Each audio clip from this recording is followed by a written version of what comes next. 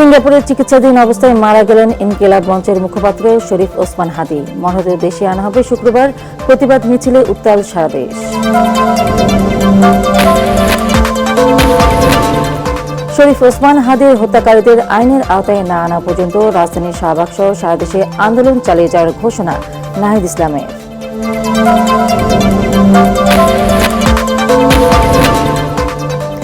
হাদী হত্যার সাথে জড়িতদের আইনের আওতায় আনা হবে। প্রধান উপদেষ্টা ডক্টর মোহাম্মদ ইউনূস সবাইকে ধৈর্য ধরার আহ্বান। শনিবার রাষ্ট্রীয় শোক ঘোষণা। 25 ডিসেম্বর দেশে ফিরতে ট্রাভেল পাসের জন্য আবেদন করেছেন তারেক রহমান। বিমানবন্দর ও এবারকার হাসপাতালের মাঝামাঝি দেওয়া হবে সংবর্ধনা, জানালেন সালাউদ্দিন আহমেদ। নির্বাচনের প্রস্তুতি ও দূতাবাসগুলোর নিরাপত্তা নিয়ে বিদেশি কূটনীতিকদের আশ্বস্ত করলেও সরকার আইন শৃঙ্খলা বাহিনী সতর্ক আছে। পর্যবেক্ষক পাঠানোর আহ্বান পররাষ্ট্র সচিবের।